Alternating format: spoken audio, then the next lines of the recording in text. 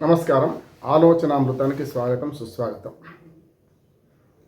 తెలంగాణ ఉద్యమ రథసారథి, తెలంగాణ తెచ్చినవాడిగా, మేరు నగధీరుడుగా కల్వకుంట్ల చంద్రశేఖరరావు గారి జన్మదినం సందర్భంగా 73వ జన్మదినం, ఇప్పటికీ 72 సంవత్సరాలు పూర్తి చేసుకున్న వారికి ఆలోచన మన ఛానల్ ద్వారా శుభాకాంక్షలు, మనకు శుభాభివందనలు తెలియజేస్తున్నాను. ఎందుకంటే ఆయన మేరు నగధీరుడు. నేను ఏమంటున్నానంటే తెలంగాణ ఉద్యమానికి ఎన్నో ఉద్యమాలు వచ్చినాయి, చాలామంది ఫెయిల్ అయినాయి. కానీ స్ట్రీట్ ఫైట్ కాదు, స్టేట్ ఫైట్ అని తీసుకొచ్చి తెలంగాణ ఉద్యమ పూర్తి ఫలితాలు సాధించి 2014 జూన్ 2 నాడు తెలంగాణ రాష్ట్ర ఆవిర్భావానికి కారకుడైన కేసీఆర్ గారిని తెలంగాణ సమాజం మరవద్దు కూడా. జాతిపిత, బూతిపిత ఇట్లాంటి దుర్మార్గమైన మాటలు మాట్లాడుతున్న సందర్భంగా నేను ఎప్పటికీ పార్టీలు అతీతంగా, ఆయన వ్యక్తిగతంగా స్నేహితుడినే కానీ ఇప్పుడు ఆయన పార్టీలో చేరలేదు, ఆయన పార్టీకి సంబంధం లేదు. అయినా సరే నేను ఒక జర్నలిస్టుగా, ఒక రాజకీయ నాయకుడిగా, ఒక విశ్లేషకుడిగా ఎన్నోసార్లు తెలంగాణకు ఐకాన్గా కేసీఆర్ గారినే మెచ్చుకున్నా. నిజంగా జాతిపిత అంటే తప్పు లేదని కూడా అంటున్నాను.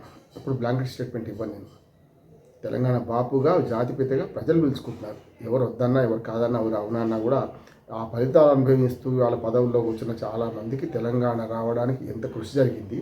అంతకుముందు ఎన్నిసార్లు ఫెయిల్ అయినామో, చెన్నారెడ్డిలు ఎంతమంది కాలవరి వాళ్ళు కలిసిపోయారు, ఇవన్నీ చూసాం మనం. కనుక తెలంగాణ ఉద్యమ సారథులు ప్రజలందరూ కూడా కాదంటలేదు, తెలంగాణ ఉద్యమ సారథులుగా అందరినీ పేర్కొన్నారు. కానీ దానికి ఒక రకంగా మూటగట్టి చివరికి తెలంగాణ ఉద్యమ రథసారథిగా ఎవరు నిలిచారో వారిని గొప్ప అంటారు. అంటే స్వాతంత్రోద్యమంలో కూడా చాలామంది పోలిక లేదంటున్నారు. అందుకని జాతిపిత అన్నాడు కనుక స్వాతంత్రోద్యమంలో కూడా 3-4 రకాలుగా ప్రయత్నాలు జరిగినాయి. ఒకటి, భగత్ సింగ్ లాంటి వాడు మార్క్సిస్ట్ ఆలోచనతో హింస మార్గం, బాంబులు వేయడం, కరపత్రాలు పెట్టడం నాకు చూశారు. సుభాష్ చంద్రబోస్ గారు దాని రీతిలో ఆయన వాళ్ళ మీద గెలవాలంటే బయట దేశాల సహకారం తీసుకోవాలని వారు కోరాడు. అదొక ఉద్యమం, అదొక బంధ. కానీ అహింస, సత్యాగ్రహం ద్వారా మాత్రమే ఉద్యమం సాధిద్దాం, దేశానికి స్వాతంత్రం సాధిద్దామని చెప్పి గాంధీ మహాత్ములు ప్రయత్నం చేశారు. మరి 3 ఉద్యమాలు ఏది గొప్ప అంటే ఎవరి రంగంలో వారు చేశారు. కానీ చివరికి సాధించింది ఏమిటి? అహింస, సత్యాగ్రహం ద్వారానే బ్రిటిష్ వాళ్ళు మన దేశాన్ని విడిచిపోక తప్పని పరిస్థితి తీసుకొచ్చాం. ఆనాడు అన్ని పరిస్థితులు కలిసి వస్తాయి. 2వ ప్రపంచ యుద్ధం జరుగుతున్న క్రమం కావచ్చు, ఇవన్నీ కూడా అవి అయిపోయిన సందర్భంలో మన భారతీయులను కూడా యుద్ధంలో దించిన సందర్భం కావచ్చు, ఇవన్నీ చూస్తే ఆనాడు పరిస్థితులు పక్వానికి వచ్చినప్పుడే కదా. ఎప్పుడైనా ముహూర్తం ఆసన్నమైన భావాలను ఎవరు ఆపలేరు అనడానికి ఆనాటి చరిత్ర ఉదాహరణ. కనుక ఆనాడు బ్రిటిష్ వాళ్ళు ఇచ్చిపోయింది కనుక వాళ్ళే గొప్ప, వాళ్ళు ఇచ్చారు కదా, మనం తీసుకున్నాం కదా, మనం బిచ్చం అనుకున్నాం కదా అంటే ఎంత తప్పో. ఇవాళ ఇచ్చింది కాంగ్రెసు, మేము ఆయన తెచ్చిన గొప్ప ఏంది, మేము ఇచ్చిన వాళ్ళకి గొప్ప అనే బాధను కూడా తీసే వాళ్ళది కూడా అదే సమాధానం ఉంటుంది. అందుకనే తెలంగాణ అప్పలంగా రాలే, బిచ్చం అనుకుంటే అంతకంటే రాలే. పోరాటం చేసినాం, అనేక పోరాటాలు అంటున్నాం. తెలంగాణ ధిక్కార స్వరం మొదటి నుంచి కూడా. పోతన మాత్యులు ఆనాడు నా కవితా కన్యకను నేను రాజుకు అమ్ముకోను, ఆ పడుపు కూడా నేను తినను, కనుక నేను రాజును ధిక్కారం చేస్తున్నా, నా మడిదున్ను బతుకుతా కానీ నేను నా కవితా కన్యకను అమ్ముకోనని చెప్పి ధిక్కార స్వరం ఇచ్చిన పోతన వారసత్వం అనేది. మనవాడైతే ఇక్కడే పాతి పెడదాం, పరాయి వాడైతే పొలిమేర దాకా తరిమి కొడదామన్న కాళోజీ నారాయణరావు గారి వారసత్వం. నా తెలంగాణ కోటి రతనాల వీణ అని ఎలుగెత్తి చాటిన బొగ్గుతో నిజామాబాద్ జైల్లో రాసిన దాశరథి వారసులం మనం. కనుక అటువంటి వారసత్వాన్ని పక్కన పెట్టి కుక్కమూతి బిందెలు ఎట్లా మాట్లాడితే అట్లా మాట్లాడుకుంటూ పోతుంటే ఏమవుతుంటే ఇదే జరుగుతుంది.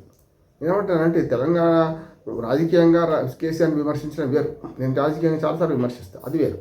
చెప్పాను కదా, మొదటిసారి గెలిచినప్పుడు ఏదో మునుగు ప్రకారం పరిపాలించిన వాడు రెండోసారి గెలిస్తే మరి అహంకారం, అవినీతి ఎక్కువైంది. అందుకని ప్రజలు ఎక్కడ కరగాల్సి వాతావరణం పెట్టింది. ఆయన భాషలో చెప్పానంటే ఏం చేయాలో చేసింది కదా, ప్రజల తీర్పు, దాన్ని అవమానించవద్దు, దాన్ని చేయాలి. కాంగ్రెస్ పార్టీని గెలిపించాలి, అది వేరు.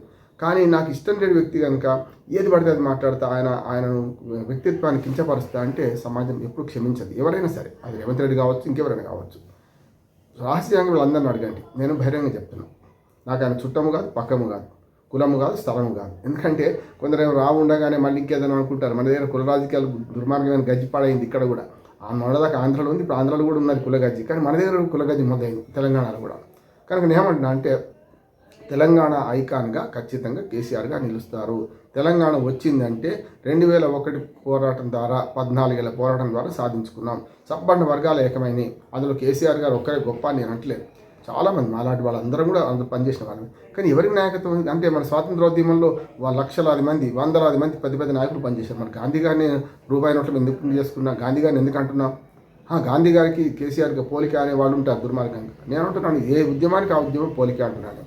తెలంగాణ సాయుధ రైతాంగ పోరాటం నుంచి మొదలుకొని గైర్ముల్కి గోబ్యాక్ అనే ఉద్యమం నుంచి మొదలు పెడితే ఇడ్లీ సాంబార్ గోబ్యాక్ అనేవాడు. అది ఇడ్లీ సాంబార్ అని చాలామందికి ఇప్పుడు కూడా తెలియదు. ఆంధ్రోళకు వ్యతిరేకంగా పోరాటం అనుకుంటున్నారు. కాదు, ఆనాడు కాయస్థు బ్రాహ్మణులు ఉత్తరప్రదేశ్ నుంచి వచ్చి లక్నవీ ఉర్దూ, దక్కని ఉర్దూ అని చేసి విభజించినప్పుడు వచ్చిన ఉద్యమం అది. 69లో తెలంగాణ జై తెలంగాణ ఉద్యమంలో కూడా స్ట్రీట్ ఫైట్ అయింది. దుర్మార్గంగా ప్రజల్ని అణచివేసి 369 మంది చంపేసిన చరిత్ర, కాల్పుల ద్వారా చంపేసిన చరిత్ర విషయం. అక్కడి నుంచి ఎదుగుతూ గడ్డిపోచ ఆధారం దొరికిన తెలంగాణ ప్రజలు తిరగబడ్డారు.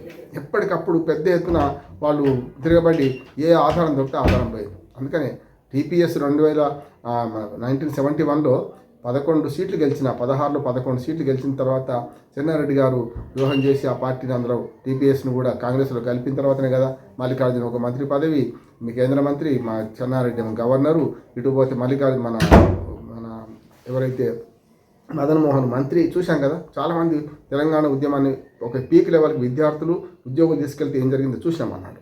కానీ నేను ఏమంటున్నానంటే ఆనాటి నుంచి మలిదశ ఉద్యమం కూడా గద్దరు, బెల్లిలలిత లాంటి వాళ్ళు చాలామంది మేధావులు, చాలామంది వాళ్ళు ఇద్దరి పేర్లు చెప్పడం కాదు చాలా ఉన్నారు. మరి ఆనాడు సూర్యాపేట, భువనగిరి సభల ద్వారా మరి ఆనాడు తెలంగాణ మలిదశ ఉద్యమాన్ని కేసీఆర్ ఆ తర్వాత 10 ఏళ్లకు పార్టీ స్థాపించాడు. చాలామంది పార్టీ స్థాపించిన కొత్తలో నాతో సహా చాలామంది ఏమన్నారంటే, ఇంతమంది చూసినాం, ఈయన ఒకడు ఇట్లాగే స్వార్థం కోసం పోతారన్న మాటలు అన్నాం, శాపనార్థాలు పెట్టినాం, కాదంటలేదు. కానీ ఆ తర్వాత నిలబడ్డం చూసిందా, నిలబడినప్పుడు కదా మనం అంటే మా స్వాతంత్రోద్యమం మొదటి నుంచి 1857 నుంచి మన మొదటి స్వాతంత్ర సంగ్రామం నుంచి మరి గాంధీ ఉన్నాడా? లేడు కదా. గాంధీ ఎప్పుడు వచ్చిండు?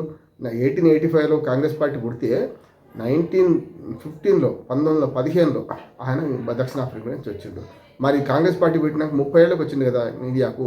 ఆయన మన విదేశాల్లో ఉన్నాడు కదా, అప్పటికు 17 ఏళ్ళు విదేశాల్లో ఉన్నాడు కదా. మరి అప్పుడు ఆయన గొప్పతనం ఎందుకు ఆపాదిస్తున్నాం? ఆ తర్వాత ఉద్యమం జరిగింది వేరు. అందుకని అప్పటిదాకా ఉద్యమాలు జరిగిన తెలంగాణ ఉద్యమాన్ని వేరు, 2001 తర్వాత టీఆర్ఎస్ స్థాపించిన తర్వాత ఉద్యమం జరిగింది వేరు.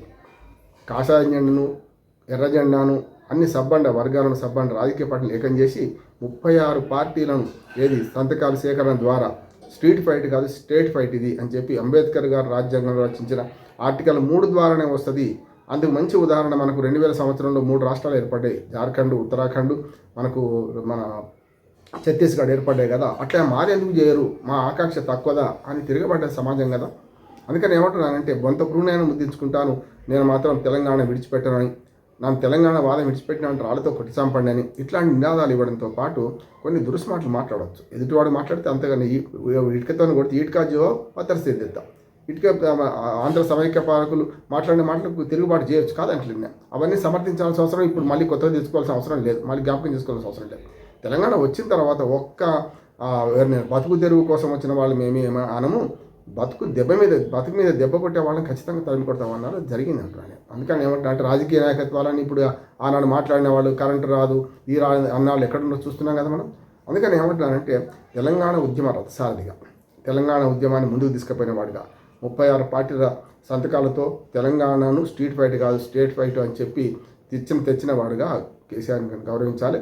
ఖచ్చితంగా తెలంగాణ బాపు అన్న తప్పలేదు, జాతిపిత అంటే అంతకంటే తప్పలేదు అంటున్నాను. రెండోది, ఆయనతో కలిసి మనకు కొన్ని మన ఉద్యమం పంచుకున్న సందర్భం నాకు కూడా ఉన్నది.